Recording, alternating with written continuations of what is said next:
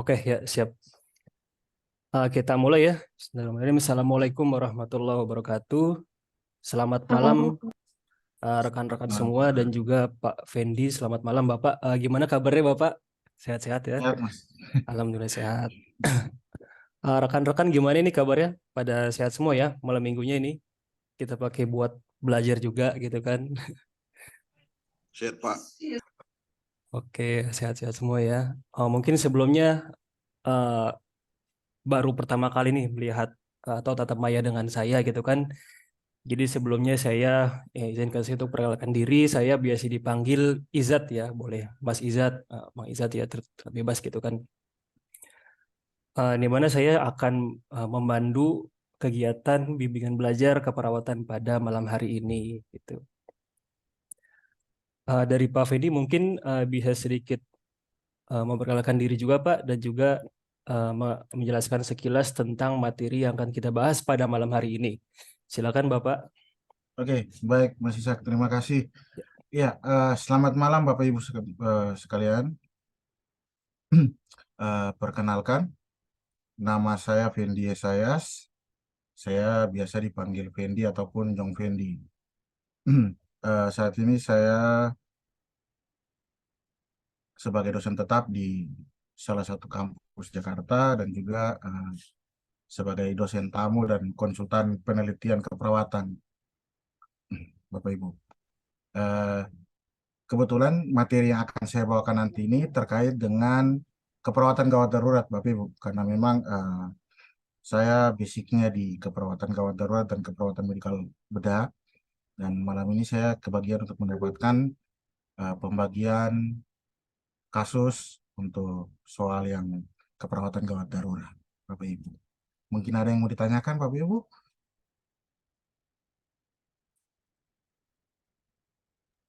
Ya silakan rekan-rekan. Barangkali ada yang ingin mengenal juga kompeten bidang Pak Hendi ini, dipersilakan.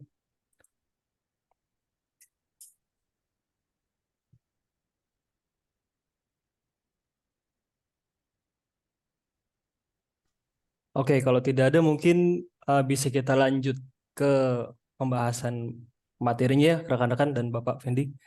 Oke, Oke, baik. Mas, saya izin share screen ya. Mas, ya. oke baik Bapak, silakan di share screen. Oke. Apakah terlihat, Bapak Ibu? Ya, terlihat Bapak. Oke, Oke, baik. oke. Jadi seperti biasa kita akan menampilkan soal sejumlah 5 dan masing-masing soal akan diberi waktu selama 1 menit untuk kemudian dipikirkan dan kemudian dijawab gitu ya. Jadi setiap soal waktu 1 menit.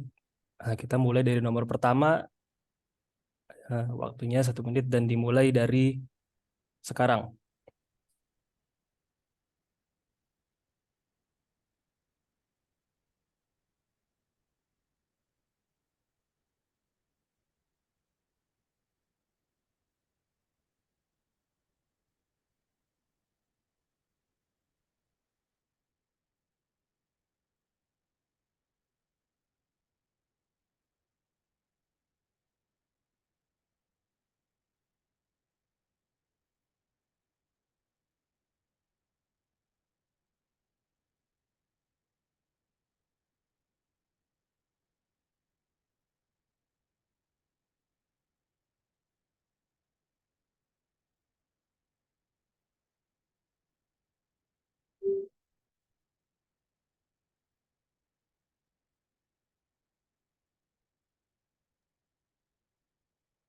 Lima, 4, 3, 2, 1. Ya, waktunya habis. Silakan dijawab, teman-teman.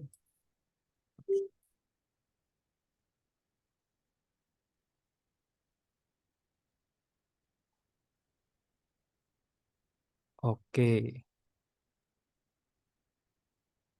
Melakukan pemasangan alat penyangga leher, cervical collar. Oke. Ya, mayoritas jawabannya E ya berarti. Ya, baik. Biasanya soal pertama masih belum mengecoh nih biasanya kan. Iya teh yang di tas di kamar ya tas ya.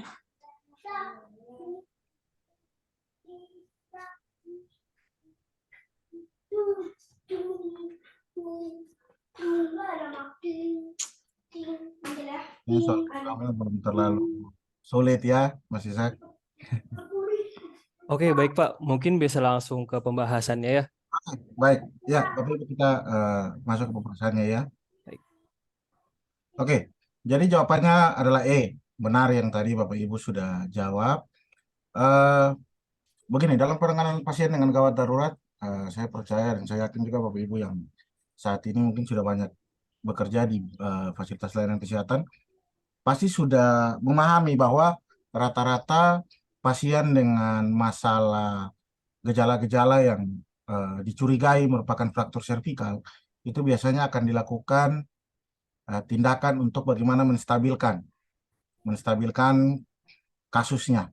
Eh, Apakah suara saya terdengar, Mas Isa? Apakah suara saya terdengar? Terdengar, Pak. Oh, Terdengar. terdengar. Oh, baik, baik. Terdengar jelas, Pak. Oh, baik. Iya. Akan mengalami yang pada pasien-pasien dengan cedera kepala. Biasanya pasien-pasien dengan cedera kepala yang kita fokuskan itu biasanya salah satunya adalah melihat apakah dia memiliki tanda-tanda adanya tanda-tanda fraktur servikal atau tidak. Sehingga memang melakukan pemasangan alat penyangga leher ini merupakan tindakan penting yang harus kita lakukan. Biasanya kan kalau di lapangan yang memang kita tidak memiliki cervical collar, biasanya kita akan memasang alat penyangga apapun. Yang penting dia keras dan dia juga menyangga atau menstabilkan kepala dari si pasien itu sendiri. Makanya memang untuk soal pertama itu jawabannya akan pasti jawabannya adalah melakukan pemasangan alat penyangga leher ya Bapak Ibu ya.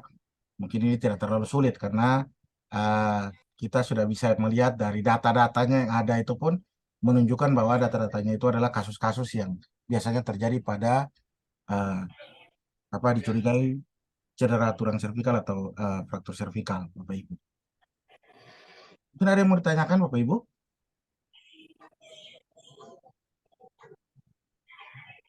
Oke, baik, cukup jelas ya penjelasan dari Bapak Fendi, rekan-rekan semua. Jika tidak ada lagi yang ingin disampaikan, dipertanyakan, mungkin bisa kita lanjut ke soal nomor 2 ya. Oh, baik, siap. Ya. Ya, silakan dijawab.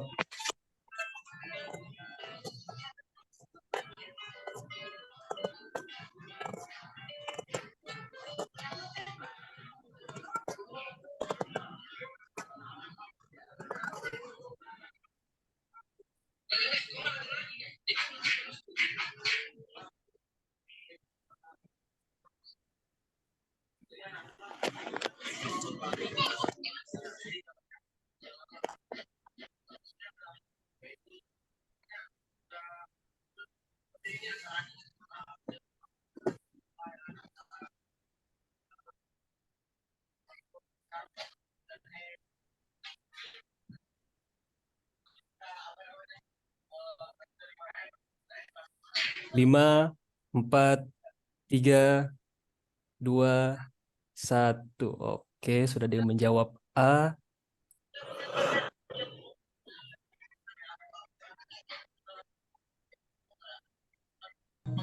Betty, yuk, nggak berasa. Ya, udah satu bikin malam weekend menemani sore kali. Oke, sepertinya jawabannya A semua ya.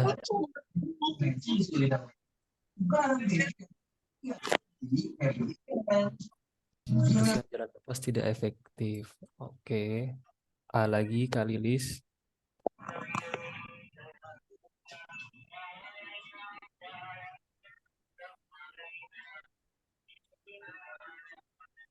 Ya, sepertinya jawabannya seragam ya, A semua nih.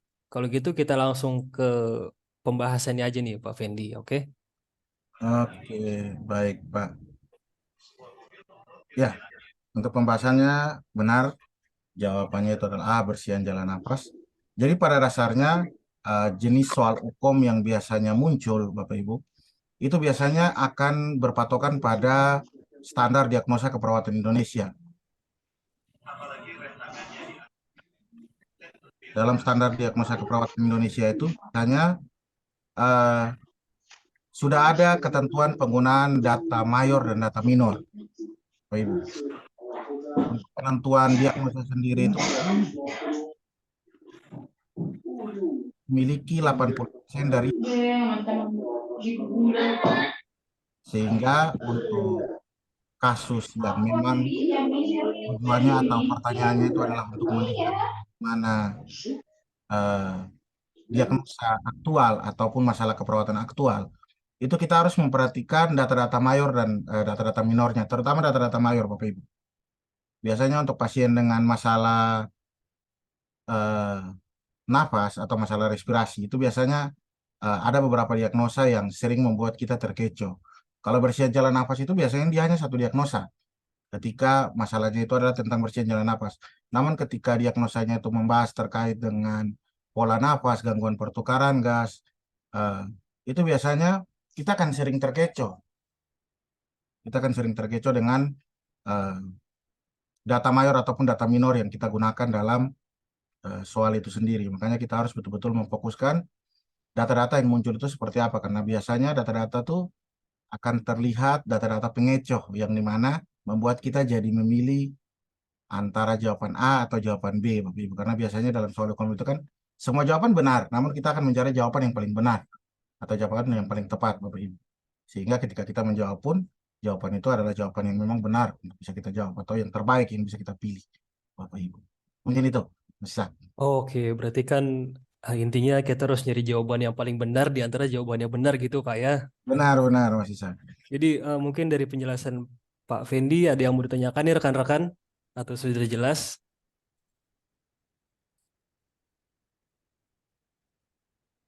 Jelas, Kak. Oke, siap sudah jelas ya. Kalau gitu kita lanjut ke soal berikutnya. Oke, silakan waktunya. Silakan Bapak lanjut ke soal berikutnya. Ya, waktunya 1 menit ya, dimulai dari sekarang.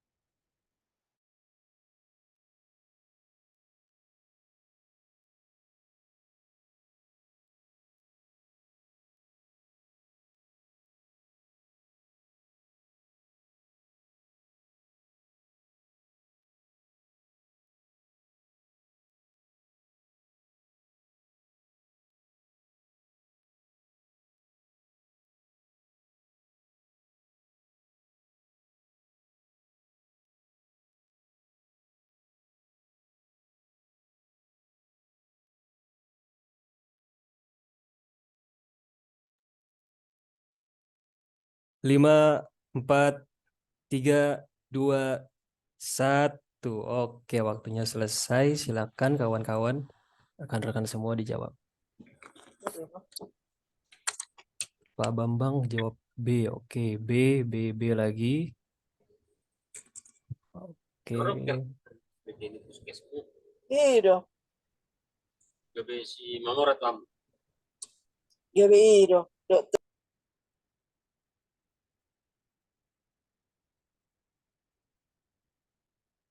Sepertinya jawabannya seragam juga nih ya. B semua nih. Prioritas 2. Warna kuning ya.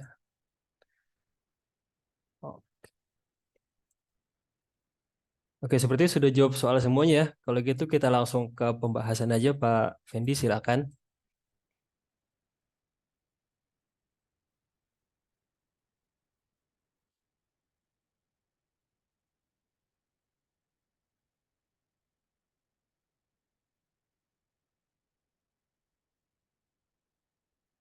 Mohon izin Bapak, suaranya apa sudah diaktifkan?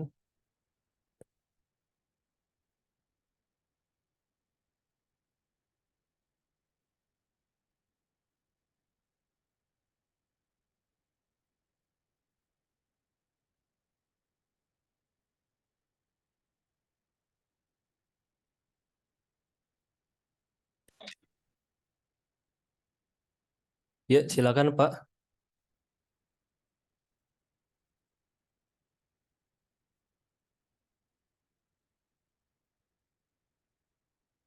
Suaranya tidak terdengar ya atau hanya di sini aja?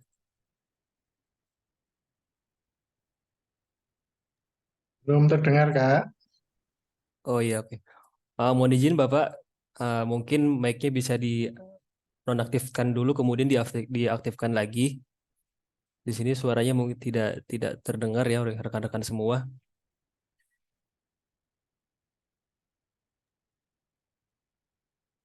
Ya, bisa dicek sound dulu Bapak biar kami pastikan terdengar suaranya.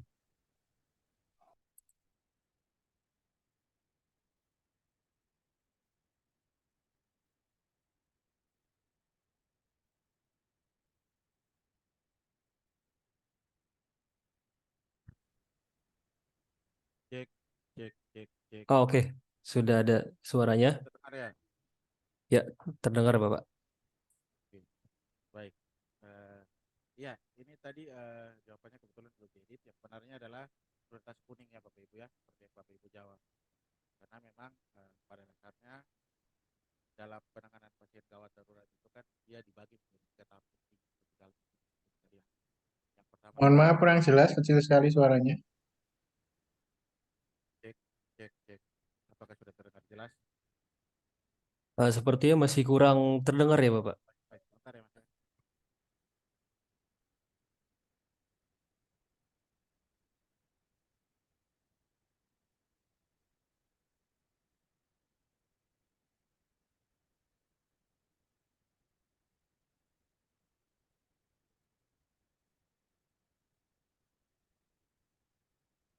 Mungkin bisa diganti mikrofonnya Bapak. Kalau sekarang pakai headset, bisa dicabut headsetnya, kemudian pakai mikrofon yang dari device-nya, laptopnya, atau bagaimana?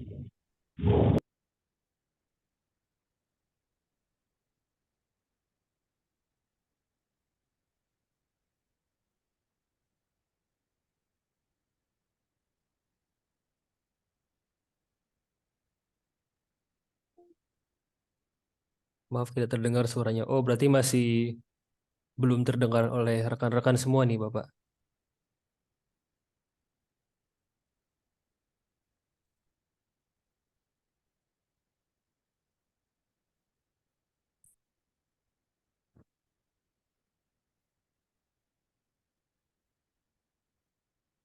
Cek, cek. Apakah sekarang sudah terdengar Pak?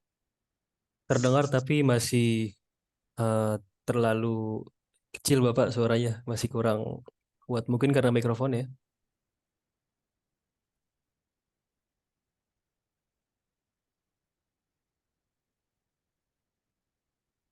Cek.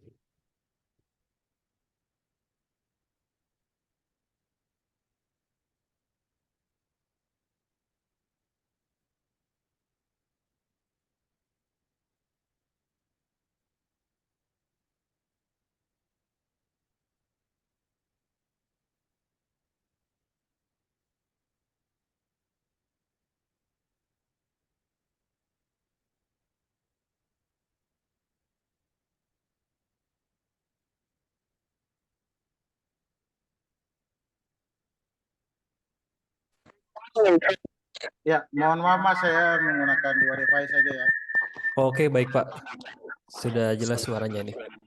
Oke, baik. Ya, Ya, untuk jawaban sendiri pada dasarnya sebenarnya jawaban yang ini belum diedit. Jawaban yang benar itu adalah jawaban tentang prioritas kuning, di mana untuk pembahasan sendiri itu dalam penanganan pasien dengan gawat darurat itu ada tiga hal penting yang perlu kita lihat. Yang pertama adalah masalah pernapasan, terus ada masalah sirkulasi dan juga status mental. Untuk prioritas sendiri dalam triase itu biasanya kan dibagi menjadi 4 kategori. Yang pertama adalah prioritas 0 atau hitam. Ini biasanya adalah pasien-pasien yang memang tidak bisa lagi untuk diselamatkan atau dia sudah memang mengalami cedera parah, tidak bisa lagi diselamatkan, ataupun pasien-pasien yang DOA yang memang pada dasarnya ketika dia masuk ke rumah sakit adalah pasien-pasien yang memang sudah death of arrival atau bisa saja meninggal dalam perjalanan atau meninggal ketika dia sampai di rumah sakit. Sementara untuk prioritas merah itu biasanya adalah pasien-pasien cedera berat yang dimana dia memerlukan penilaian cepat dan juga tindakan medis ataupun transportasi yang segera harus dilakukan untuk bisa menyelamatkan hidupnya. Contoh biasanya tuh seperti pasien-pasien gagal jantung atau pasien-pasien henti jantung, yang dimana ketika dia tidak tertangani maka dia bisa berubah menjadi prioritas hitam atau pasien dengan kondisi meninggal atau cedera parah. Sementara untuk pasien prioritas kuning sendiri, biasanya merupakan pasien-pasien yang harus memerlukan bantuan. Namun biasanya pasien-pasien dengan prioritas kuning ini dia memiliki cedera, namun dia bukan merupakan cedera yang berat atau dia biasanya termasuk dalam kategori cedera ringan, di mana cedera-cedera itu pada dasarnya tidak mengancam nyawa dalam waktu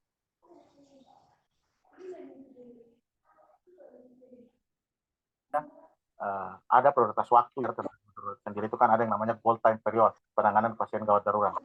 Dalam penanganan pasien darurat atau dalam gold time period penanganan pasien darurat itu sendiri yang harus kita perhatikan, dan prioritas kuning ini dia masuk ke dalam prioritas itu.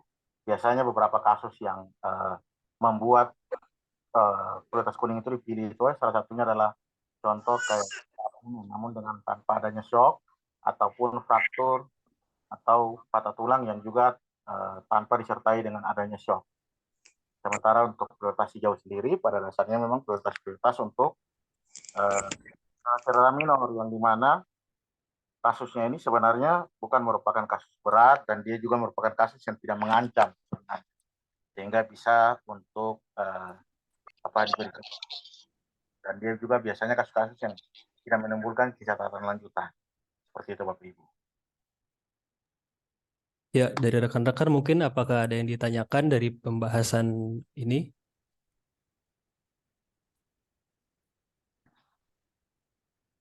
Kalau tidak ada yang tanya, mungkin bisa kita lanjut ke soal yang berikutnya ya. Oke. Ya, silakan Bapak. Ya, waktunya 1 menit dimulai dari sekarang ya.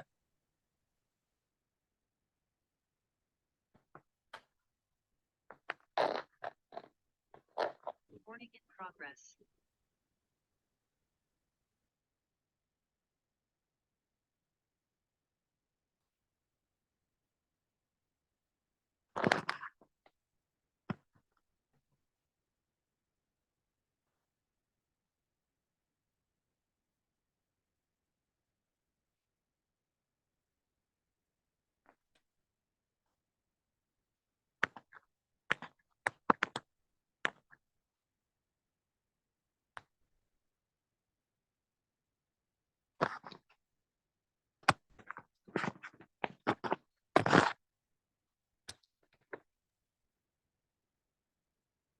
Lima, 4, 3, 2, 1. Oke, silakan dijawab ya teman-teman semua. Oke. D, D, oh ada yang jawab B ternyata ini. Kak Safira ya. Mayoritas jawabannya D ya ternyata. Ya. Seperti sudah menjawab semua ya. Oke, masih ada lagi. Ya. Oke, mungkin bisa langsung di pembahasannya Bapak. Ya, baik Mas.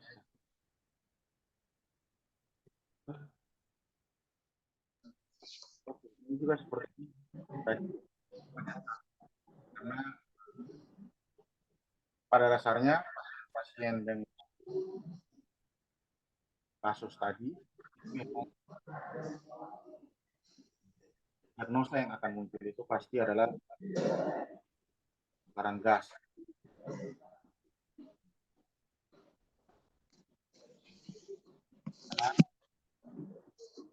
Diangkat karena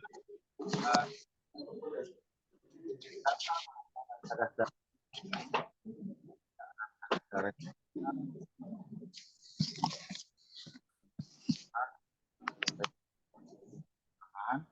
maka yang angkat adalah perjalanan di juga merupakan Mohon izin Bapak, ini dari rekan-rekan semua, sepertinya suaranya putus-putus ya Bapak di sini. Sekarang udah terdengar jelas. Bisa diulangi lagi Bapak?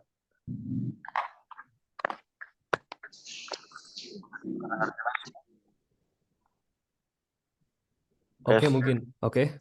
Oke. Ya, apakah suara saya terdengar Oh, oke. jelas, Pak? Oke, jelas Bapak. Jelas. Oke. Ya. Jadi jawabannya itu adalah tentang jawabannya itu D ya, tentang pertukaran gas karena memang pada dasarnya data yang paling banyak adalah data uh, napas tentang pertukaran gas karena PCP-nya dan juga PO2 pihak pertama ini pasiennya memiliki takikardia dan juga adanya nafas tambahan.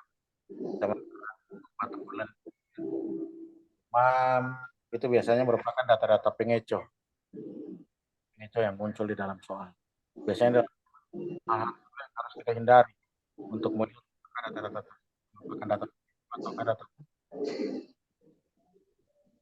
Ada pertanyaan Bapak Ibu? Dari rekan-rekan ada yang ingin ditanyakan dari penjelasan ini? Mohon maaf, itu untuk jawabannya antara jawaban dan pembahasan memang beda atau bagaimana gitu dari tadi kita Coba saya share lain aja ya. Soalnya ini tadi sempat diedit. Oke, baik Bapak.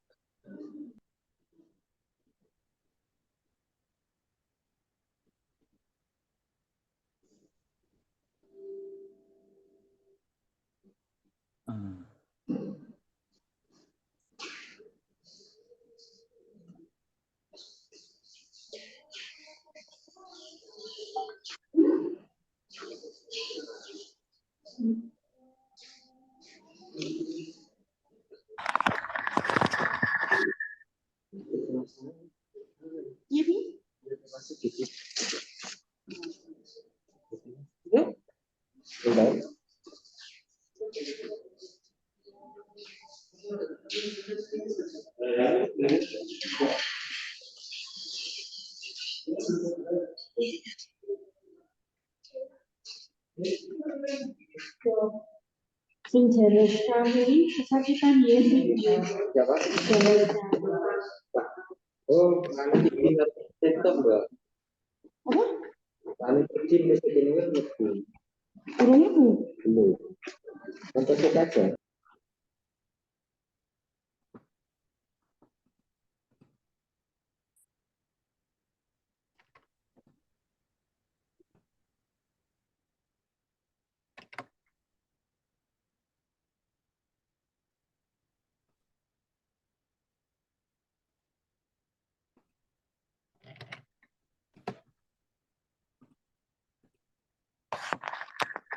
Ya, apakah suara saya terdengar Bapak Ibu? Iya, terdengar Bapak. Yang benarnya. Ya. Ya, ini jawaban yang benarnya Bapak Ibu. Jawabannya adalah gangguan pertukaran gas.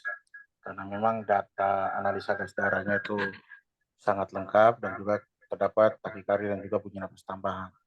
Namun untuk batuk berlendir serta demam itu hanya sebagai data pengecoh. Karena biasanya kalau untuk bersiap jalan nafas, maka yang jelasnya yang pertama itu pasti pasiennya itu dia ketika batuk berlendir biasanya pasti dia tidak bisa mengeluarkan dahak. Namun di sini tampak sekret berwarna kehijauan, artinya bahwa sekretnya bisa dikeluarkan Bapak Ibu. Sehingga bersihan jalan nafas itu bukan merupakan prioritas utama. Seperti itu Bapak Ibu. Oke, rekan-rekan cukup jelas ya. Intinya jangan sampai terkecoh gitu dari soal jawaban-jawabannya ini. Kalau gitu bisa kita lanjut ke soal yang berikutnya, Bapak. Silakan. Ya, waktunya 1 menit dimulai dari sekarang ya.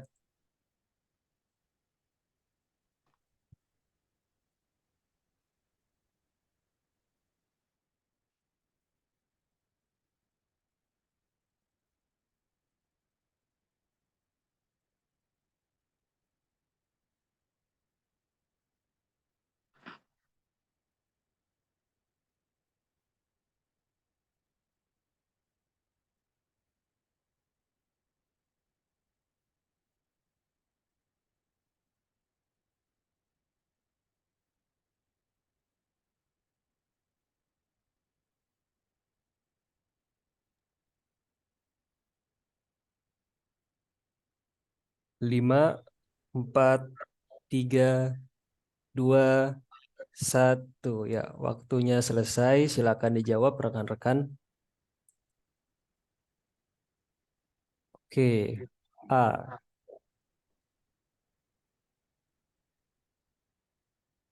Ya, A lagi.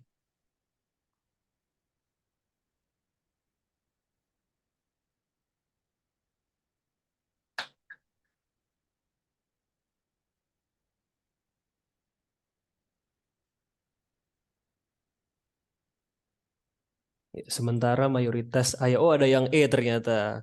Kak Putri jawab E. Melakukan pemasangan OPA. Oke.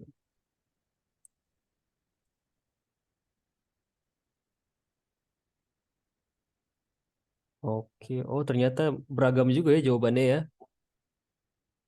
Ada yang A, E, C.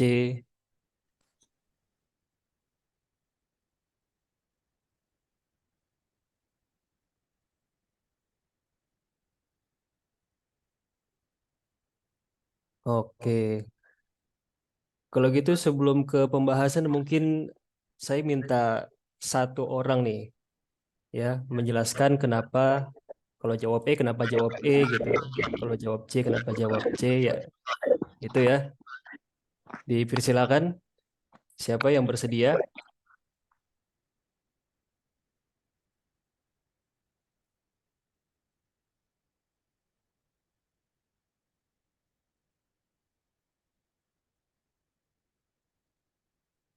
Ya, silakan apakah ada yang bersedia untuk menjelaskan ya alasannya gitu atas jawaban yang dipilih sebelum kita masuk ke pembahasan ya dipersilakan.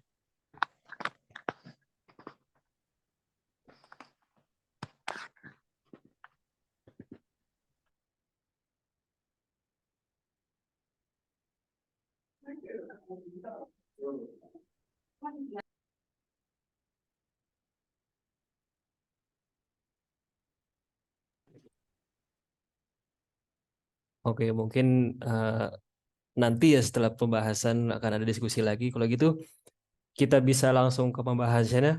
Pak Fendi, persilakan. Sarannya di dia tuh yang di mama ya? Di mama?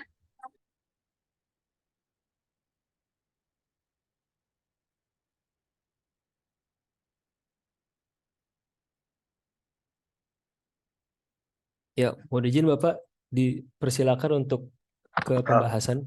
Ya, tadi saya pikir ada yang mau jawab. Ya, mungkin nanti setelah pembahasan akan ada diskusi lagi Bapak. Ya, jadi benar ya. Memang tadi pada dasarnya jawabannya pasti akan beragam.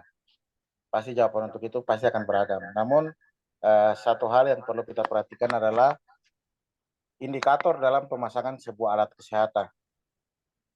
Untuk orofaringal airway sendiri, itu biasanya adalah merupakan alat yang dipasang untuk membantu tujuannya itu adalah untuk membebaskan jalan nafas.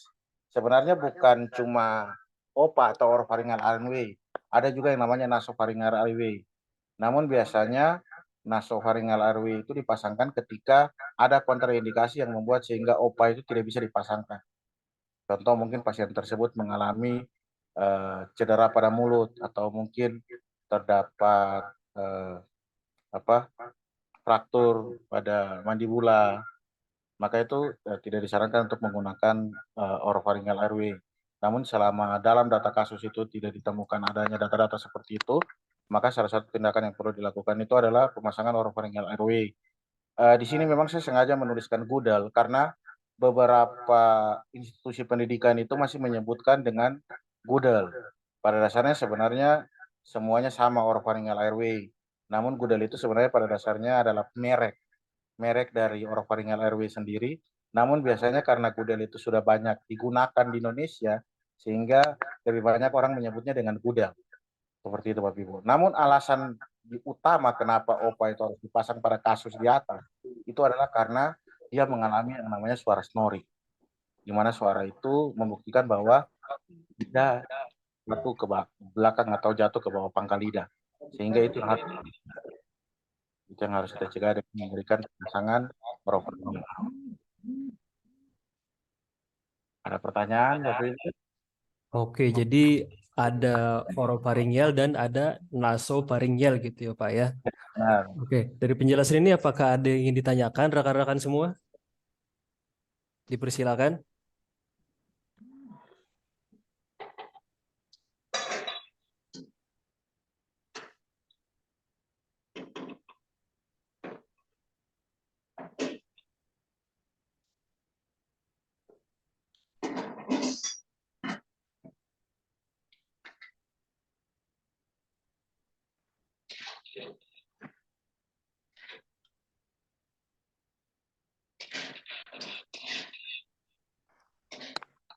Iya, oke, mungkin sambil menunggu Bapak, mungkin saya juga ingin bertanya gitu ya. Saya agak tertarik tadi ke soal nomor, saya lupa nomor 2 atau nomor 3 gitu ya.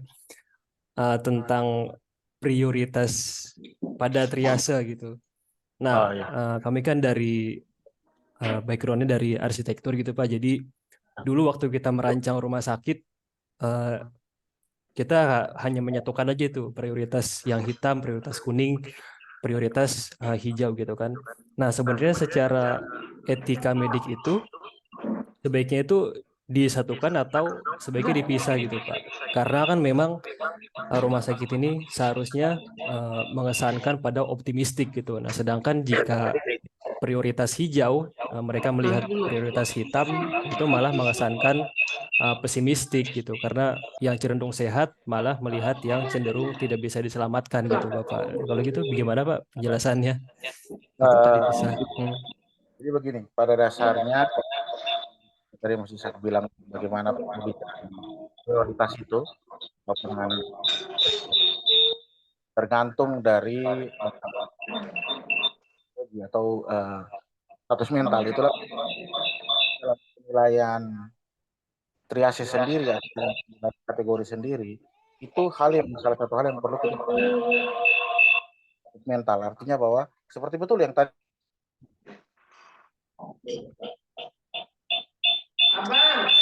dibilang oleh Mas Isak bahwa saat ketika dia melihat orang sakit tertolong, akhirnya dia juga jadi ikut-ikutan sugestinya seperti itu.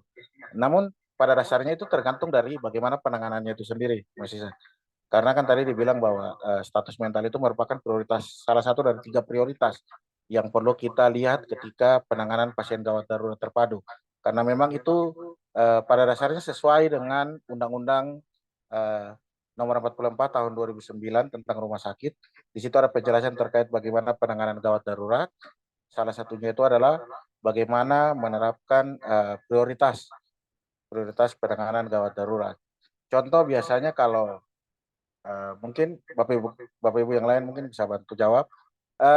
Ketika ada pasien henti jantung dan kita temukan contoh mungkin di luar rumah sakit ataupun di dalam rumah sakit. Salah satu tindakan yang perlu kita lakukan itu adalah tindakan Rasa dia tak terkirim itu tadi loh. Biasanya kok terkirim terus repotnya itu. Ya, salah satu tindakan yang perlu kita lakukan itu adalah resusitasi jantung paru. Pertanyaannya, ketika tindakan resusitasi jantung paru itu kita lakukan dan tanpa sengaja menyebabkan terjadinya fraktur pada toraks, apakah kita harus tetap melanjutkan RJP tersebut ataukah kita berhenti, Bapak Ibu?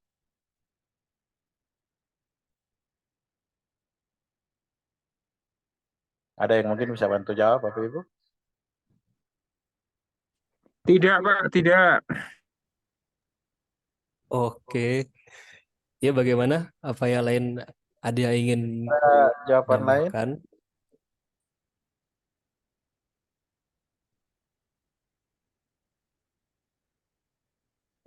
Sepertinya tidak ada jawaban lain ya.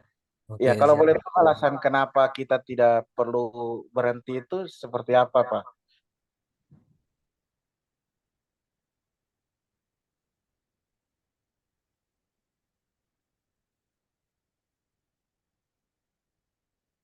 Tadi yang menjawab siapa ya, Mas Isak?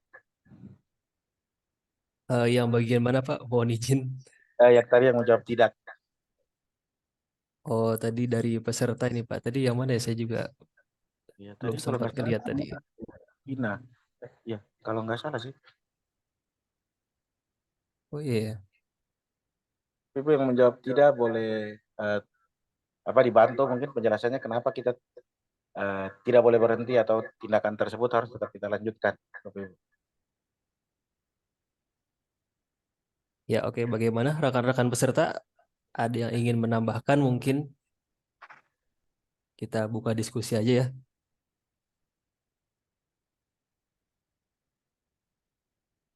Mungkin saya coba jawab, Pak. Oke, Itu silakan. apa namanya bisa menimbulkan efek samping lain dan merugikan pasien. Gitu nggak, Pak ya? Oke, jadi berarti jawabannya tindakannya itu kita hentikan atau tidak kita lanjutkan ya? Hentikan. Kita hentikan. Oke. Baik. Kita tampung dulu ya jawabannya. Mungkin ada penjelasan lain lagi, Bapak Ibu. Oke, dari Kak Jani ya, sudah. Ayo yang dari jawaban selain Kak Jani ini, Kak Jen ya bacanya ya. Oke, gimana yang lain rekan-rekan semua?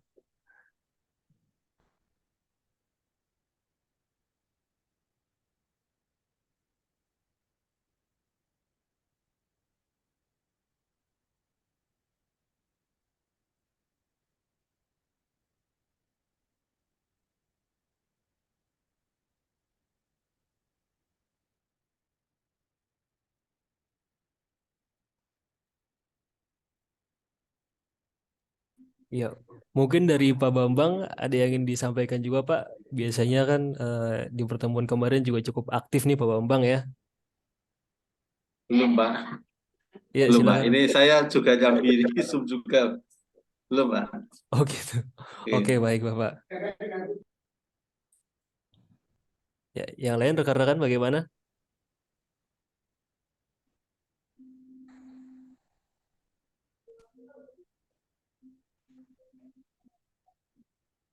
Coba izin menjawab, sih. Mencoba menjawab. Oke, boleh Bapak, silakan. Dalam memberikan SJP kita tentunya sebelum memberikan sudah memberikan penjelasan kepada keluarga tentang efek samping atau komplikasi dari pelaksanaan dari RJP tersebut. Jadi mungkin dari keluarga sudah mengetahui efek samping atau komplikasi bila kita melakukan RJP. Kalau terjadi efek samping dari pelaksanaan tindakan tersebut, tentu dari itu seperti fraktur interkostal, berarti kan itu efeknya itu bisa ditanggulangi. Maksudnya bukan yang urgent, lebih urgentnya ke RJP-nya. Bila belum berhasil, menurut saya masih bisa dilanjutkan selama faktornya tidak mengganggu dalam tindakan RJP. Karena RJP-nya lebih diutamakan. Oke, begitu. Terima kasih Bu Erdi ya atas argumennya ini. Ada lagi dari rekan-rekan?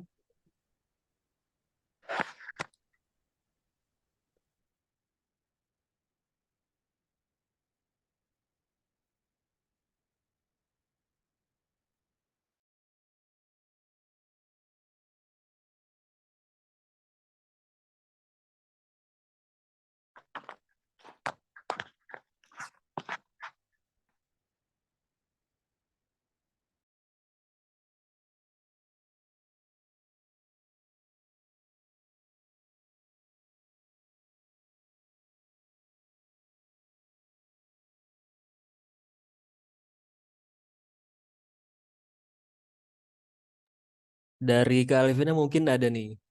Gimana?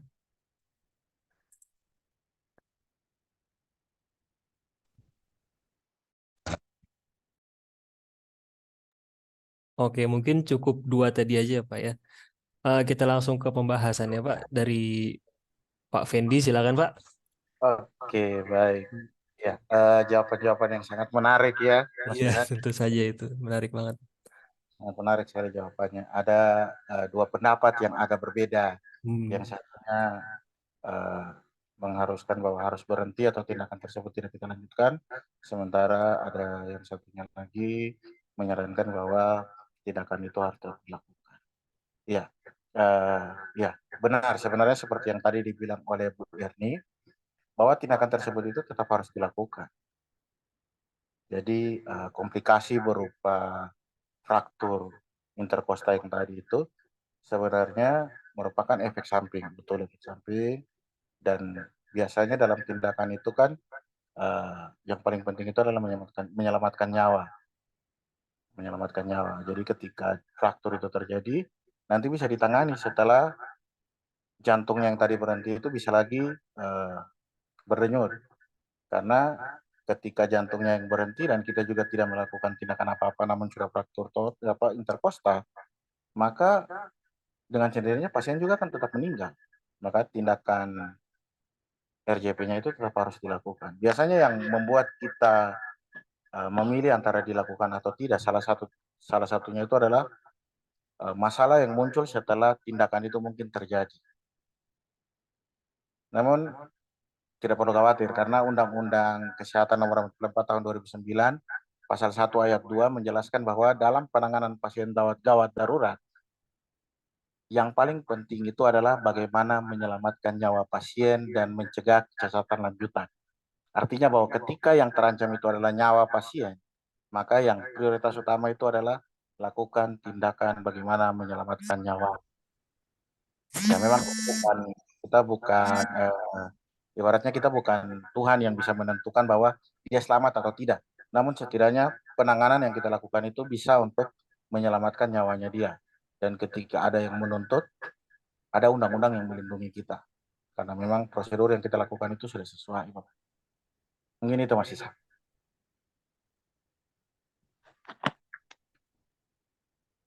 Oke, baik Pak Fendi, cukup jelas ya penjelasannya ini. Dari rekan-rekan mungkin ada yang ingin menambahkan lagi.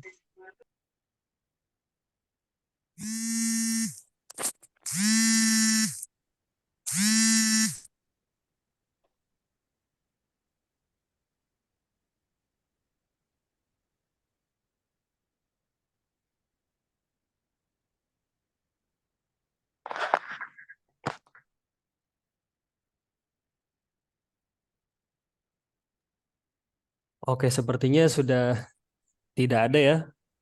Terakhir Pak, mungkin dari Bapak ada closing statement untuk bimbel pada malam hari ini. Ya, baik. Ya. Terima kasih Mas Zak. Kalau untuk saya, pada dasarnya begini. Ujian kompetensi itu adalah merupakan suatu proses yang harus kita lewati karena sesuai dengan ketentuan yang baru bahwa kita bisa dinyatakan lulus ketika kita sudah melewati yang namanya ujian kompetensi dan juga sudah dinyatakan kompeten. Namun jangan menjadikan ujian kompetensi itu sebagai suatu momok yang menakutkan. Pada dasarnya sebenarnya ujian kompetensi itu hanya untuk menilai bagaimana kita mampu untuk menganalisa kasus-kasus yang mungkin saja terjadi. Mungkin Bapak Ibu yang sudah bekerja di fasilitas layanan kesehatan akan mungkin berstatement bahwa ini kan situasi teoritis, tidak seperti kondisi keadaan real di lapangan. Namun biasanya yang namanya ketentuan, aturan, itu biasanya kan harus disesuaikan juga. Artinya bahwa standar itu dibuat itu untuk dilaksanakan. Walaupun mungkin nanti ketika kita di lapangan, kita harus menyesuaikan dengan kondisi yang terjadi di lapangan. Ibaratnya tidak mungkin kita juga mau harus menyesuaikan dengan prosedur. Namun dalam proses pendidikan, karena ujian kompetensi itu merupakan sebuah proses pendidikan yang harus dilewati, maka mau tidak mau, ketika Bapak Ibu menjawab soal ujian kompetensi, rubah mindsetnya bahwa yang harus kami jawab adalah sesuai dengan standarnya, harus sesuai dengan ketentuannya, sesuai dengan teoritisnya seperti apa. Mungkin seperti itu, Bapak Ibu, yang harus dipikirkan. Tetap semangat selalu, persiapan hukumnya Bapak Ibu. Semoga semuanya kompeten 100%. Amin.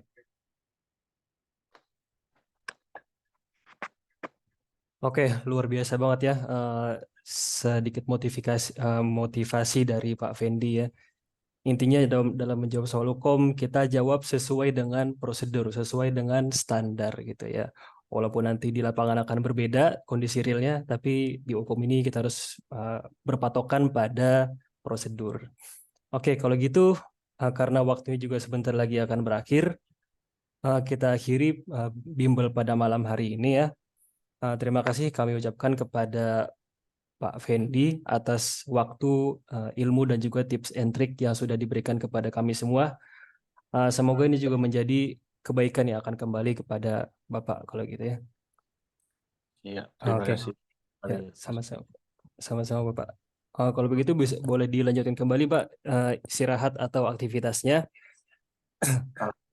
Baik, Bapak Ibu, saya undur diri. Terima kasih untuk waktunya. Ya, terima kasih Bapak. Semuanya. Ya. Saya izin live ya. Ya Bapak, terima kasih.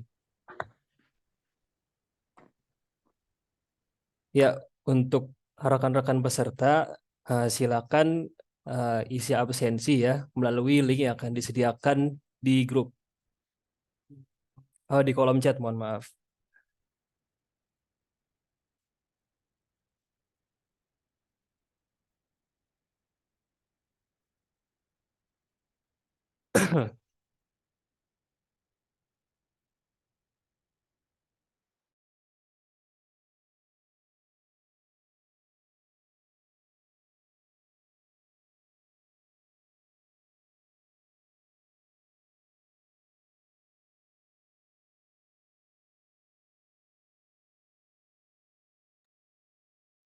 Oke, silakan diisi absensinya melalui link yang tersedia di kolom chat ya, rekan-rekan semua.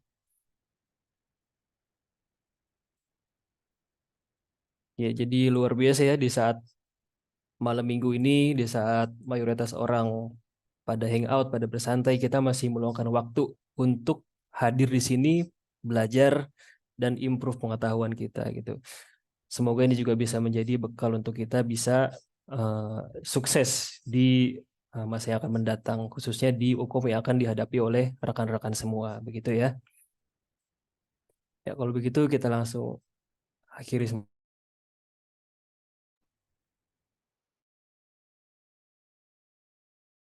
Oke, saya Izat pamit undur diri ya. Ini akan dilanjutkan oleh Mas Adiu.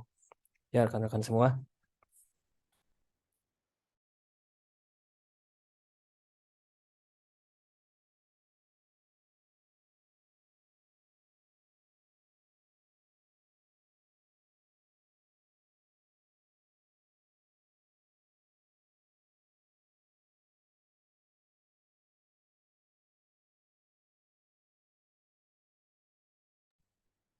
Halo, selamat malam teman-teman semuanya pejuang kompeten dari keperawatan.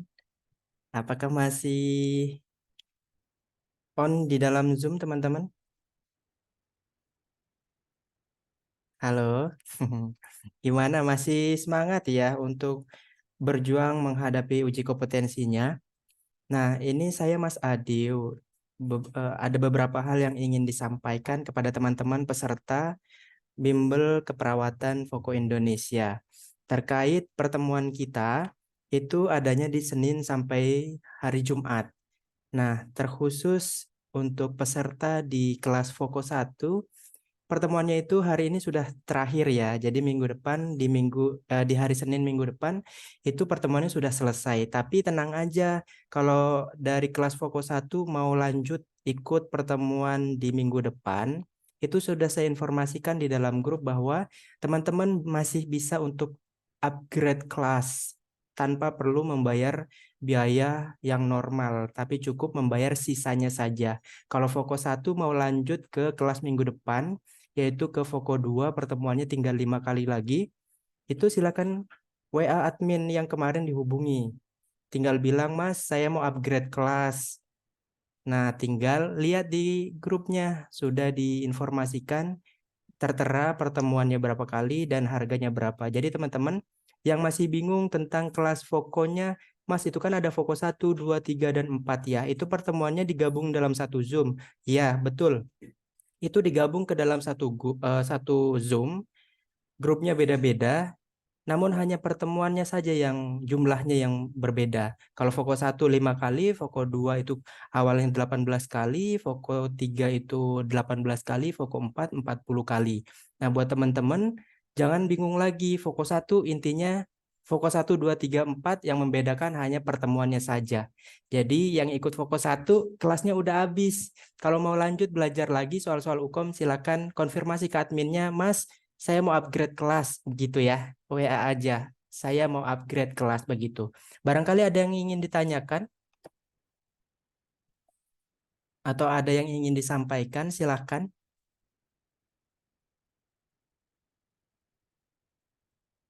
Atau cukup? Cukup mungkin Kak. Cukup ya Kak Jen ya. Yang lain mungkin ada. Kak Jen ikut kelas yang Foko berapa Kak Jen?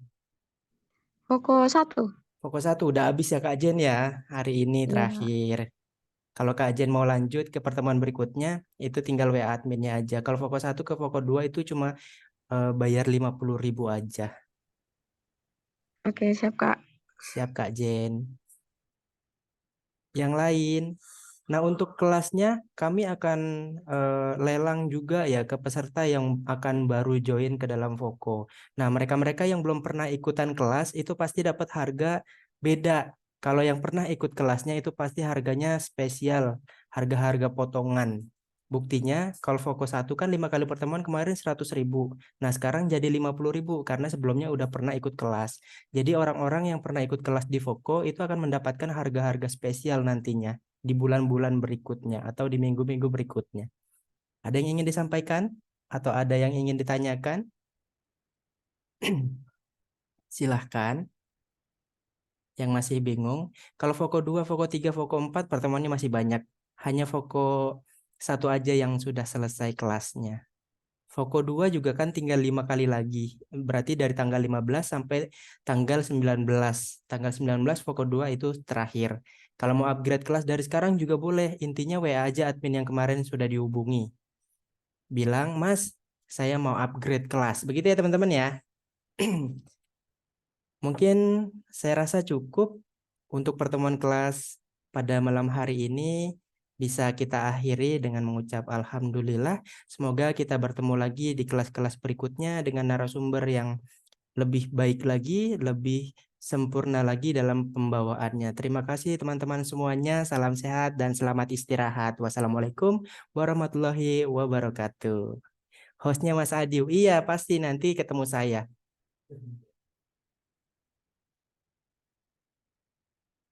Iya, Kak Dwi. Nanti hostnya berikutnya saya.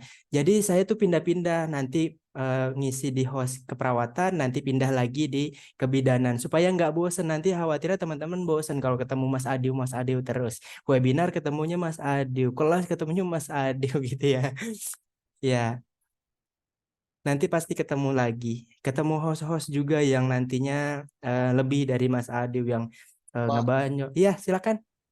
Pak, saya mau nanya, Pak. Saya Boleh. kan kemarin langsung ambil Foko 2 nih kan. Iya. Saya mau lanjut ke Foko 3 yang kayak Sirines tuh gimana caranya, Pak?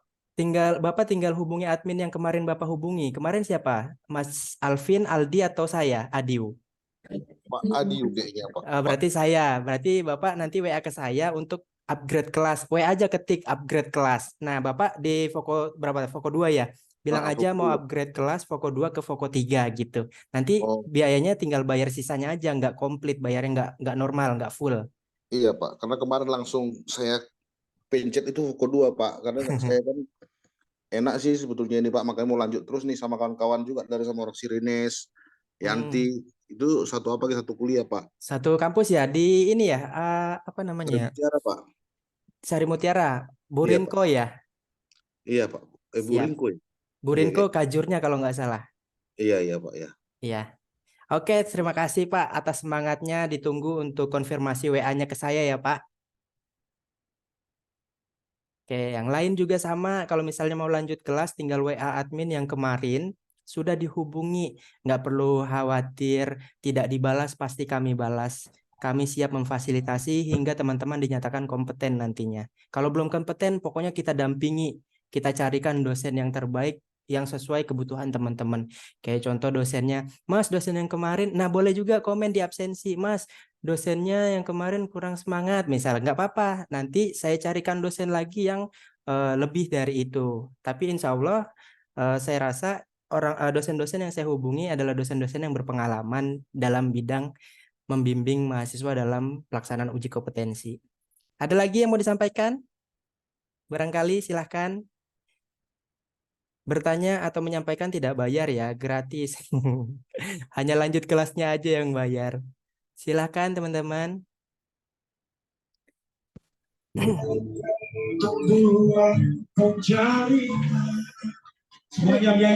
Ada Zoom, ada Zoom.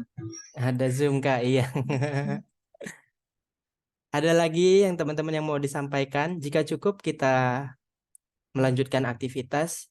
Yang praktik lanjut praktik, yang istirahat lanjut istirahat, yang jalan sama pasangannya jalan sama pasangannya. Gitu ya. Kalau gitu saya rasa cukup. Terima kasih teman-teman semua. Saya close ya. Dan rekaman Zoom sama filenya saya kirim ke grup malam ini juga. Terima kasih. Terima kasih Pak.